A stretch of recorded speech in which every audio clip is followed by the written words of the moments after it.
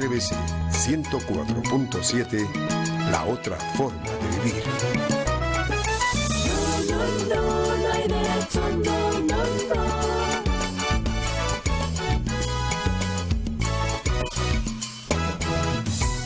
Son las 8:48 de la mañana, estamos de vuelta aquí en No Hay Derecho y hemos abordado en varias oportunidades aquí en el programa la grave situación en el Callao, que digamos incorpora no solo componentes digamos que ya deberían hace rato haber llamado en el ámbito de la manera cómo se desempeñan los políticos, que además están sometidos a una dinámica que se instaló hace cerca de 20 años, donde Chipún Callao y todas sus vertientes, digamos, son los que finalmente han terminado acaparando el escenario político sin dejar que otros vayan ingresando. Y cualquiera que con legitimidad quería entrar, pues ha terminado siendo víctima también de la prepotencia que los ha caracterizado. Pero también lo ha sido desde el desempeño en la administración pública, porque varios de este partido político han terminado siendo autoridades y no han querido, digamos, durante todo este tiempo y se las han arreglado para mantenerse en el ejercicio de la administración pública, con denuncias y casos de corrupción muy severos, entre otros, digamos, solo para poner un ejemplo, el propio caso de Alberto Curi, que está en este momento en la cárcel. Pero, digamos, si a eso se le incorpora que ha habido un elemento que ha sido el denominador común de toda esta construcción, de este escenario de predominio de Chipún Callao, ha sido la delincuencia y la violencia la que finalmente ha estado a la base, promovida por muchos de los que participan de estos grupos políticos. Entonces la situación del Callao es complicado y muchas veces se ha hablado de que hay que intervenir el Callao, hay que hacer una mirada distinta, pero sin embargo no pasa, o pasa de manera muy coyuntural y después nos olvidamos. Y ahí están funcionando varias redes que digamos son contrarias entre sí por ver quién tiene el predominio en el manejo del Callao. Pero esto no es gratuito. Ojo, en el Callao está el aeropuerto. En el Callao está, digamos, también toda la salida por mar a distintas partes del mundo. Y también hay un elemento que tiene que ver con ese tipo de criminalidad que está alrededor de eso. Esta mañana ha venido a conversar con nosotros Joan Escalante, él es integrante del movimiento Callao Dignidad, porque no solo, digamos, está preocupado, sino es víctima de lo que sucede en el Callao y ha venido para contarnos cuál es la dimensión del problema y qué cosa es lo que se advierte puede pasar ahora que estamos en una competencia electoral de cara a lo que va a pasar en octubre, en gobiernos regionales y gobiernos municipales. Y la cosa realmente no es nada alentadora. Joan, ¿qué tal? ¿Cómo está? Qué gusto saludarlo. Muchas gracias. Gracias por venir a conversar con nosotros. Gracias por invitarme. ¿Cómo le resumirías tú a la gente que no está tan vinculada con Callao lo que pasa en el Callao? ¿Qué dirías que está pasando? Bueno, yo lo resumiría todo con una sola palabra: narcotráfico. La corrupción y la violencia son solamente consecuencias de la tremenda influencia que el narcotráfico tiene en el primer puerto. Lo dijo el periodista Jaime Antesana, son 240 toneladas al año que salen del puerto del Callao. Estamos hablando de 760 kilos diarios que prácticamente controlan todas las esferas, tanto la social como la política en el Callao, y que es imposible después de tantos años de ver a un solo partido gobernando el Callao no se puedan establecer o no se puedan generar vínculos o relación entre estas mafias narcotraficantes y las cabezas de acuerdo, pero Callao. Cuando tú dices que es imposible que no se hayan podido establecer, no estás hablando desde la hipótesis, sino de la constatación de que eso ya ha sido así, se ha podido de alguna manera y se nota, digamos, claramente en el desarrollo político. Sí, ¿Qué hay concretamente en la relación de ese vínculo del narcotráfico con la política, por ejemplo, en el Callao? Bueno, en primer lugar está la permisividad que hay por parte de las autoridades, tanto de las provinciales como de las regionales, que sabiendo que el Callao es uno de los principales puntos de salida de droga de todo el Perú, no estamos hablando solamente de un sector, de todo el Perú, hasta el momento pues no haya habido un golpe contundente contra el narcotráfico. Hablamos de intervenciones pues de 2-3 toneladas que se han encontrado en un camión, que se han encontrado en un contenedor, pero no hablamos de las 240 que salen. O sea, digamos, estás hablando de que se publicita el hecho de que se puede controlar lo que los narcotraficantes mueven en 2 días, digamos, o día y medio. Exactamente. Y no los 364 otros días del año. Si lo decimos de una manera coloquial, estamos hablando de la punta de la uña del dedo meñique del pie del tremendo monstruo que en este momento se está movilizando en el Callao. Y que esto, bueno, al haber una inacción, inactividad por parte de las autoridades, y no solamente hablo de los políticos, hablo incluso de la misma Policía Nacional del Perú. Y el sistema de justicia. Y el sistema de justicia del Callao, que, o sea, han permitido que todo esto se cierna ¿no? Y que sobre todo haya incrementado el nivel de violencia de todas las bandas. Ahí está Caracol, el ex líder de Barrio King, que era uno de los principales, vamos a decir, chalecos o protectores de las rutas de salida, ¿no? Que controlaba las construcciones públicas, las obras públicas en el Callao, y que trabajó libremente desde la cárcel. De acuerdo. Entonces, claro, cuando uno evalúa o ve la situación del Callao, lo que tiene que ver es que todo esto sucede teniendo a la base el narcotráfico, ¿no es cierto? Y eso es lo que genera bandos políticos que a su vez tienen mandos operativas delincuenciales, digamos, que son los que toman la calle para satisfacer el negocio principal que es el narcotráfico. Por supuesto. Ese es el esquema. No nos olvidemos pues de personajes, bueno, ya lamentablemente no está entre nosotros, como Wilbur Castillo, ¿no? Que era pues el brazo derecho de Félix Moreno, ¿no? Que fue acribillado, por miembros de Barrio King por orden del propio Caracol, ¿no? El propio Juan Sotomayor, que trabaja con muchas de estas personas.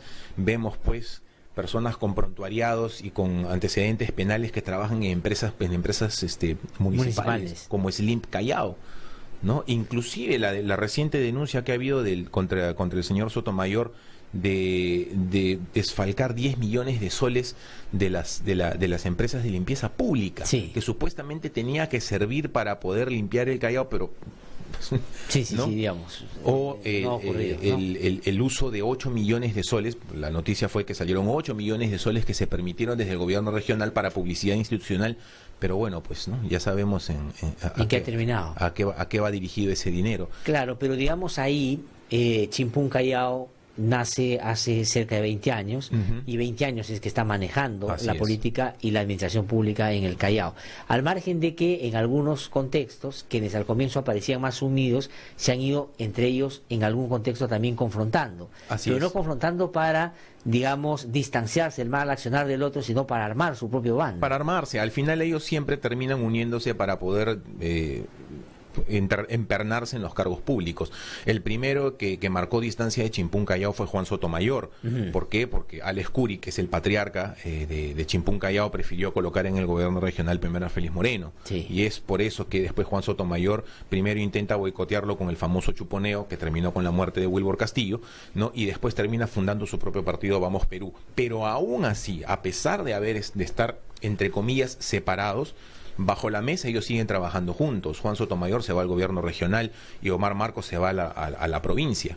Bien, y entre los dos están ayudándose con logística y con fondos económicos para poder generar campañas millonarias, con dádivas, con regalos, con eventos, ¿no? Y lo peor de todo es que ni las autoridades, como la Policía Nacional o la Fiscalía, indagan de dónde están saliendo estos fondos de campaña. Claro, porque digamos, en un escenario donde los políticos o partidos políticos no tienen de dónde, no sé dónde sacar, cómo es que tienen esa bonanza para poder dar, porque yo he visto algunas fotografías y videos ahí que regalan unas cosas, digamos, que no está pasando en otras zonas así nomás. En el último Día de la Madre, Omar Marcos estaba realizando un evento de campaña en la Isla del Paraíso, que está en La Perla. Que terminó con una balacera, que cosa expresa el vínculo del uno con lo otro. Terminó en balacera, justamente porque se dice que fue Omar Marcos quien empodera, ¿no?, a las mafias que tomaban las obras públicas en Ventanilla, y evita pues que las mafias del Callao vayan a tomar posesión de ellas.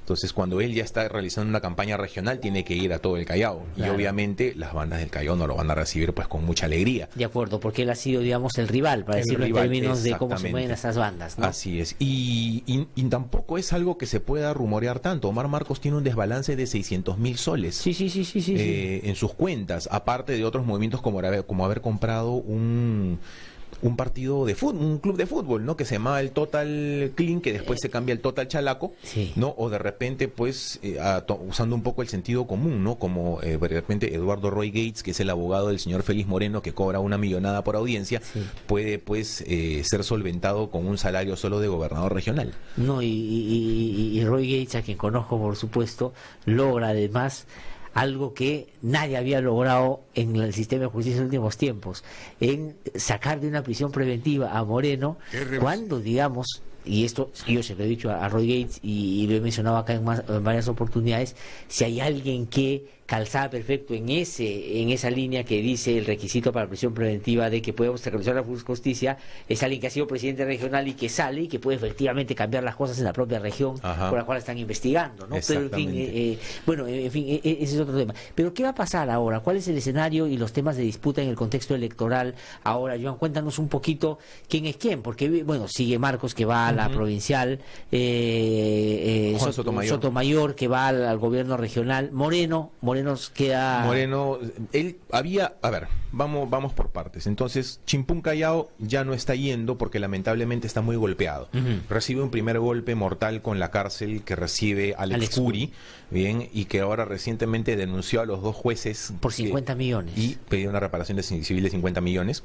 Ahora, que puso ser, Joan, que hay que decirlo, sentenciado cuando sacaron el caso del Callao, lo trajeron a Lima. Porque si pasaba en el Callao, pasaba lo de siempre, nada. Exactamente, y por eso también Félix Moreno termina con prisión preventiva, porque el caso de la Costanera Callao lo sacan del Callao. Y eso tiene una explicación, digamos, razonable. Si ustedes ven el vínculo que han tenido ellos con el sistema de justicia, regalándoles terreno, regalando el computador, dando todos los jueces y fiscales, entonces ahí puede haber una explicación. Un vínculo incluso mucho más valedero. El ex presidente de la Corte Superior del Callao, el señor César Inostroza Pariachi, tenía a su hermana Edith Inostroza Pariachi trabajando en el gobierno regional. Y ahora Inostroza Pariachi es presidente de la Sala Penal de la Corte Suprema. Así es, y él fue el que movió el recurso de casación para retirar al, no sé si seguirá siendo dueño del Club Melgar, no, de la investigación por lavado de activos. Recurso que después... Y que hizo lavado de activos así que la exigencia y la trajo abajo casi desapareció. Y tuvo la Corte Suprema que hacer un plenario jurisdiccional para revertirlo, porque Joaquín Ramírez quiere utilizar ese mismo antecedente para retirarse. Claro. Entonces ya vemos por dónde viene la línea, ¿no? Sí. Entonces, me está describiendo el escenario actual. Lamentablemente tengo un minuto porque me están haciendo señas, tengo que ir terminando, pero cuenta el escenario ahora. Chimpún Callao ya no va, está muy golpeado.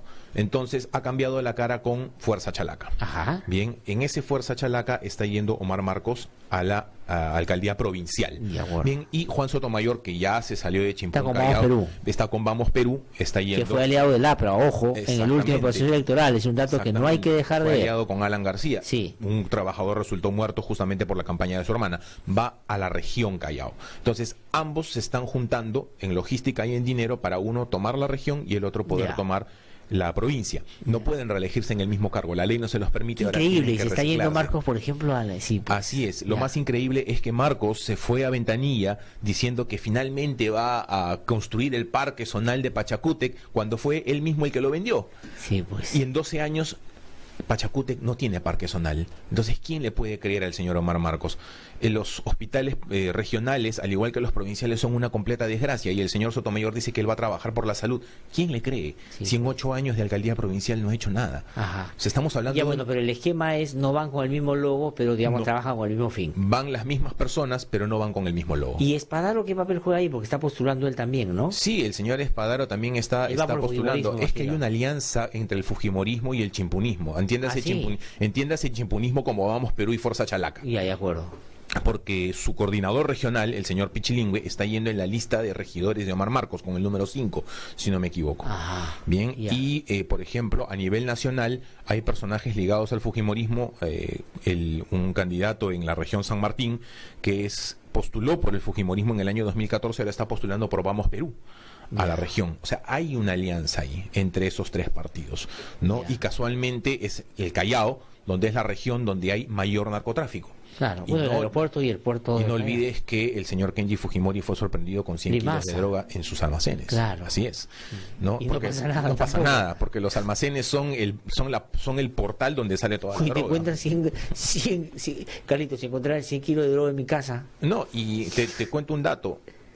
Habían dos señores que trabajaban con Kenji, señores Inaba y Vegaso, que trabajaban previamente en un almacén que se llama Alixa, en donde se les encontró 500 kilos de droga. Sí, pues. O sea, sí, pues. Joan, te quiero agradecer mucho por haber venido a contarnos esto. Pero además, te voy a invitar otro día para que nos sigas contando esto. Gracias, este espacio va a seguir, por supuesto. Gracias a ustedes por habernos invitado. Vengo en representación del Frente Callao Dignidad. El Frente Callao Dignidad. Y digamos, nosotros vamos a, por supuesto, darle siempre espacio para que puedan seguirnos contando esto. No puede seguir pasando esto. Muchísimas gracias. A ti, tengo que ir a una pausa, regreso un instante. Vamos al Centro de Informaciones, donde están Wilder Orbegoso y Fernando Moreno con información de esta hora. Adelante.